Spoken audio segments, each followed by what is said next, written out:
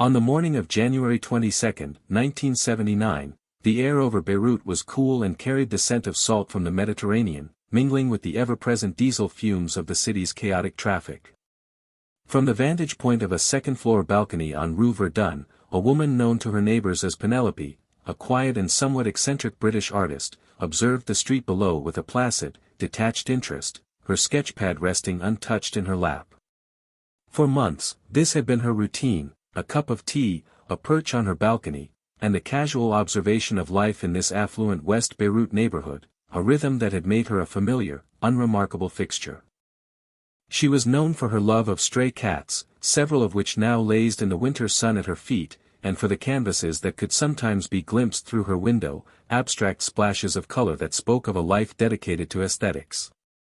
This carefully constructed facade of artistic serenity, however, was a masterpiece of operational tradecraft, a legend built with more precision than any of her paintings, because Penelope was not an artist. Her British passport was a work of fiction created in a sterile laboratory in Tel Aviv, and her true purpose on this balcony had nothing to do with capturing the morning light. She was a Katza, an officer of the Mossad Caesarea division, and her gaze was not one of idle contemplation but of intense, final-phase surveillance, waiting for a specific convoy of 2 Chevrolet station wagons to emerge from the apartment building directly across the street, an act that would initiate the terminal stage of a mission that had been years in the making. The strategic problem that culminated in an operative feigning an interest in abstract art on a Beirut balcony was named Ali Hassan Salameh, a figure who occupied a space in Israeli intelligence files that was part myth and part existential threat. Salameh, known as the Red Prince for his flamboyant lifestyle and revolutionary credentials, was the chief of operations for the Black September organization and the commander of Yasser Arafat's elite personal security detail, Force 17. More significantly, he was the primary architect of the 1972 Munich Olympics massacre, an act of terror that had not only murdered 11 Israeli athletes and officials but had also seared itself into the Israeli national psyche as an unforgivable violation. In response, Prime Minister Golda Meir had authorized Operation Wrath of God, a clandestine campaign of targeted assassinations directed by Mossad with the singular goal of systematically eliminating every individual involved in the planning and execution of the Munich attack. Over the next several years, Mossad Caesarea unit had methodically hunted down and killed numerous Black September and PLO figures across Europe and the Middle East, from Paris to Rome to Nicosia. Yet Salameh, the highest value target on the list, remained untouchable, a ghost who moved with preternatural security awareness through the labyrinthine worlds of Arab politics and international espionage. Previous attempts to eliminate him had ended in catastrophic failure, most notably the 1973 Lillehammer affair, where a case of mistaken identity led to the death of an innocent Moroccan waiter and the arrest of several Mossad operatives, a debacle that exposed the agency's methods and brought the entire Wrath of God campaign to a temporary halt. Salameh's elusiveness was compounded by his sophisticated operational security, his constant movement between safe houses, his use of doubles, and a deep-seated paranoia that had kept him alive while his colleagues fell one by one. Furthermore, he maintained a controversial and deniable back-channel link with the American Central Intelligence Agency's Beirut station, which afforded him a layer of perceived protection and complicated any direct action against him, forcing Mossad to devise a solution that was not only lethal but surgically precise and deniable. Profiling Ali Hassan Salameh was an exercise in understanding contradictions, a task that consumed thousands of man-hours within Mossad's research division. Born to a prominent Palestinian family, his father, Sheikh Hassan Salameh, was a notable commander killed in the 1948 Arab-Israeli War. He inherited a legacy of nationalist struggle, which he blended with a persona more befitting a European playboy than a hardened militant. He was educated in Germany, spoke fluent English, and possessed a magnetic charisma that drew people to him, including a vast network of informants, allies, and a Lebanese beauty queen, Georgina Rizik, whom he married. This public image, however, concealed a ruthlessly effective operator. As the founder of Force 17, he built the PLO's premier intelligence and counterintelligence apparatus from the ground up, transforming it into a formidable organization responsible for Arafat's personal security and for conducting sensitive operations abroad. His operational significance was immense. He was not merely a symbol of the Munich massacre but a central node in the PLO's entire security infrastructure and a key planner of its future strategy. His intelligence, both collected and demonstrated, was formidable. He had successfully preempted several assassination attempts, his instincts honed by years of living on a knife's edge. His relationship with the CIA, where he served as a liaison to protect American diplomats in war-torn Beirut in exchange for political support and a degree of immunity, made him an exceptionally complex target. Any action against him risked not only operational failure but also a significant diplomatic crisis with the United States. He was, in essence, the brain and the shield of the PLO's militant wing, and his removal was deemed essential not just for retribution but to strategically decapitate the organization's operational capabilities and send an unequivocal message that no one, regardless of their power or connections, was beyond the reach of Israeli justice. Faced with the repeated failures to neutralize Salameh through conventional means of ambush or long-range attack, the upper echelons of Mossad, under the direction of Yitzhak Hoffi, concluded that a radical new approach was required, one that prioritized patience and proximity over speed and distance. The audacious solution proposed by the Caesarea Planning Committee was to invert the traditional assassination paradigm. Instead of operatives moving to intercept the target, they would position a static, explosive device on the target's predictable path and have an operative already embedded in the environment trigger it. This plan hinged on the successful infiltration of Salameh's immediate vicinity, a high-density, high-security urban area where a foreign presence would be intensely scrutinized.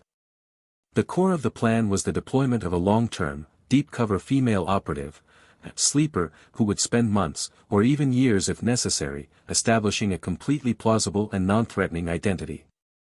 Her mission would not be to act, but to observe, to meticulously document Salameh's pattern of life, his routines, his travel times, his vehicles, his security measures, with a level of granularity that could only be achieved through continuous, close-range surveillance. The obstacles were immense. West Beirut in the late 1970s was a fractured, paranoid city in the grip of civil war, teeming with militias, intelligence agents from a dozen nations, and a population wary of outsiders. A foreign woman living alone would attract attention, and any mistake in her cover story, any slip in tradecraft, would not just compromise the mission but would almost certainly result in her capture, torture, and execution. Furthermore, the final act itself, a large car bomb in a dense urban area, carried a high risk of significant collateral damage and political fallout, a factor that was heavily debated but ultimately accepted as a necessary risk to eliminate a target of Salameh's stature. The plan was approved because it was understood that Salameh's own sophisticated security had created the conditions for its necessity. His fortress-like existence could only be breached from within, by turning his own predictable routines into the mechanism of his demise. The technological and tactical linchpin of the operation was a weapons system designed for surgical precision and absolute reliability, engineered within the secretive workshops of Mossad's Technical Operations Division. The delivery mechanism chosen was a Volkswagen Beetle, a car selected for its ubiquity in Beirut, which would allow it to be parked for days on a busy street without attracting undue suspicion. A support team of Caesarea operatives, separate from the primary surveillance asset, was tasked with acquiring a suitable vehicle locally, a process fraught with risk. They procured a slightly battered, cream-colored Volkswagen, ensuring its ownership history was untraceable back to them, and transported it to a secure workshop rented for the purpose. There, technical specialists flown in for the task began the meticulous process of transforming the unassuming car into a powerful, remotely detonated directional bomb. The core of the device consisted of approximately 100 kilograms of high-grade plastic explosive, likely Semtex or a similar RDX-based compound, chosen for its stability and high brisance. The engineers did not simply place the explosives in the trunk, they carefully hollowed out sections of the car's chassis and door panels, packing the material in a way that would create a shaped charge. The goal was to direct the main force of the blast laterally, towards the path of Salameh's convoy, maximizing the effect on his vehicle while theoretically minimizing blast damage to the surrounding buildings, including the apartment of their own operative. The detonation system was equally sophisticated, comprising a high-frequency radio receiver connected to a complex electronic firing circuit. The frequency was chosen from a band that was highly unlikely to be activated by stray radio signals in Beirut's crowded airwaves, and the transmitter, which would be in the operative's possession, required a specific, multi-stage arming sequence to prevent accidental discharge. Every component was tested rigorously for reliability in varying temperatures and conditions, simulating the Beirut environment. Because the plan allowed for no margin of error, the bomb had to detonate at the precise second it was commanded to, and not a moment sooner or later. The human component of the operation was even more critical than the hardware, and the selection of the operative who would become Penelope, or, as she is more commonly known in intelligence circles, Erica Chambers, was a study in applied psychology. Mossad's recruitment and training division sought a candidate who possessed an extraordinary blend of resilience, intelligence, and, most importantly, the psychological capacity for profound isolation and sustained deception. The woman they selected, whose true identity remains one of the agency's most closely guarded secrets, was not a seasoned field operative but was identified through a rigorous screening process that targeted individuals with specific personality traits, high levels of patience, meticulous attention to detail, emotional detachment, and an ideological conviction rooted in a deep understanding of the mission's context, likely connected to the national trauma of Munich. Her training was an intensive, multi-year process that transformed her civilian identity into that of a lethal instrument of the state. She underwent practical skills training in advanced surveillance techniques, the art of detecting and evading counter-surveillance, secure communications, and the fundamentals of explosives, not to build them, but to understand their deployment and effects. A significant portion of her preparation was psychological conditioning, involving extended periods of isolation and high-stress simulations designed to test her breaking point and build her tolerance for the immense mental strain of deep cover work. She was trained to live a lie so completely that it would become her reality, to suppress her own personality and adopt another, and to operate with clinical detachment in the face of constant danger. Her motivation was carefully analyzed and reinforced. She was reportedly briefed on the full history of the Munich massacre and the subsequent failures to bring Salome to justice, framing the mission not as an act of aggression but as the final, necessary closing of a painful chapter for her country. The creation of her cover identity, or legend, was a work of immense detail and creativity, a task handled by a specialized unit within Mossad dedicated to building credible alternate lives. The identity of Penelope, the British artist, was chosen to provide a plausible reason for a single Western woman to be living in Beirut, a city that, despite the civil war, still maintained a cosmopolitan veneer and a community of expatriates. Her British passport was a state-of-the-art forgery, not a counterfeit of an existing document, but a sterile passport created from scratch, with paper, ink, and watermarks that would be indistinguishable from those produced by the British government, complete with plausible entry and exit stamps from various countries to construct a believable travel history. Her backstory was fleshed out with layers of verifiable, or at least plausible, detail. She was portrayed as a woman of independent means, funded by a family trust, who had come to Beirut seeking inspiration from the city's unique blend of conflict and beauty. To solidify this artistic persona, she was given a crash course in painting, not to become a master, but to be able to talk convincingly about techniques, styles, and to produce canvases of a consistent, amateur quality. The most brilliant element of her cover was the deliberate cultivation of a reputation as a compassionate but eccentric cat lover. This seemingly trivial detail served multiple, critical operational functions. It provided a justification for her often reclusive behavior, it created a pretext for interacting with neighbors and building a non-threatening local profile, and it offered a perfect excuse for any strange comings and goings, as she could always claim to be tending to a sick or stray animal.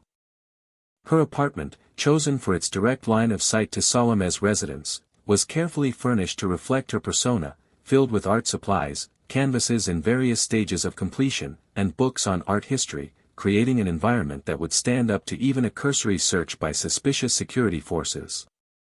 In the autumn of 1978, with her training complete and her legend solidified, the operative known as Erica Chambers was inserted into Beirut. Her arrival was deliberately low-key, mirroring that of any other expatriate. She flew into Beirut's international airport, passed through immigration with her flawless British passport, and took a taxi to a hotel. For the first few weeks, she behaved exactly as a newcomer would, exploring the city, visiting galleries, and making discreet inquiries about renting an apartment. Through a local real estate agent, she secured the lease on the flat on Rue Verdun, the location pre-selected by Mossad's advanced teams. The process of establishing her cover was a slow, methodical burn. She began her daily routine, painting, sketching on her balcony, and going for walks. She started feeding the local stray cats, a simple act that quickly defined her in the eyes of the community. Neighbors would see her leaving food and water, and soon they began calling her the cat lady. She was polite but reserved, a character trait consistent with the trope of the solitary artist. She kept interactions brief, avoiding deep friendships that could lead to complicated questions or emotional attachments. Her existence was a masterclass in grayness, the art of being visible but forgettable. Every action was deliberate, designed to build a pattern of normalcy that would inoculate her against suspicion.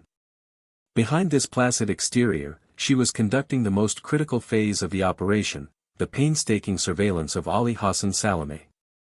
Day after day, she sat on her balcony, seemingly sketching the street scene, while in reality, she was timing Salameh's movements with a concealed stopwatch and documenting them in a coded system disguised as artistic notes.